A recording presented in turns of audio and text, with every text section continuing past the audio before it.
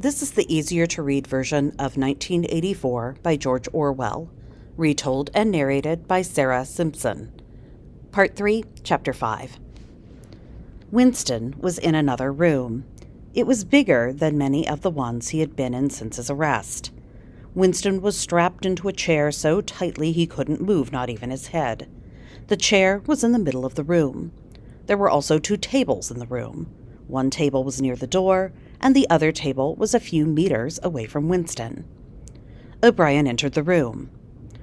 "Once you asked me what was in room 101, O'Brien said. I told you that you already knew what was there. Do you want to know what's in room 101? Winston nodded. His mouth was dry. "It's the worst thing in the world," O'Brien said. "It's different for everyone. For some people, the worst thing in the world is being burned to death or drowning.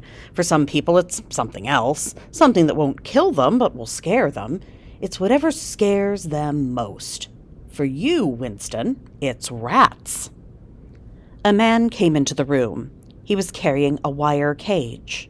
On one end of the cage was a dent in the wire mesh that pushed inward toward the cage. The dent was exactly the same size and shape as a human face. The cage was divided into 2 parts. There were 2 rats in the cage, one on each side. Only a thin piece of wire mesh would separate Winston's face from the 2 big, angry-looking rodents. "What are you doing?" Winston cried, panic rising. "We are doing what has to be done to help you," O'Brien said calmly. O'Brien took the cage from the man and sat it on the table near Winston. "Please," Winston cried, "you don't have to do this. I'll do whatever you want. I'll say whatever you want." "It doesn't matter what you do or say," O'Brien said. "The only thing that matters is what you believe, deep down in your heart. And right now you hate Big Brother. You need to love him." Winston was sweating. His heart was pounding.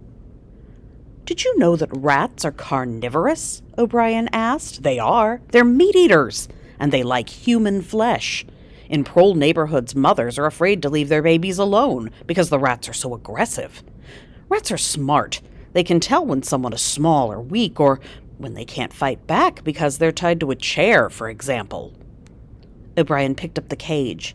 He held it less than a meter away from Winston's terrified face. "Let me explain how this cage works," O'Brien said. "So this part here, the dented part, will fit exactly over your face. When I push a button, it will lock into place. You won't be able to take it off. Then there is a second button. When I push that button, the partition between your face and the rats will lift up. They will attack.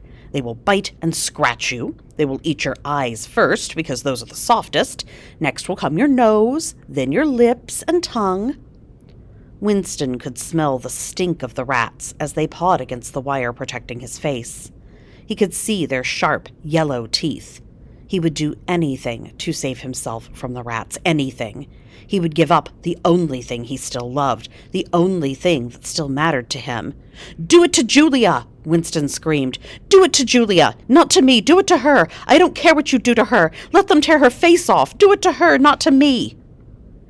Winston felt like he was falling down a deep, dark hole. He could still feel the metal cage against his cheek. He could feel O'Brien standing close to him.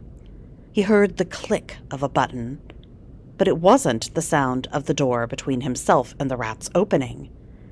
It was the sound of the cage closing. "I think your mind is finally cured," O'Brien said.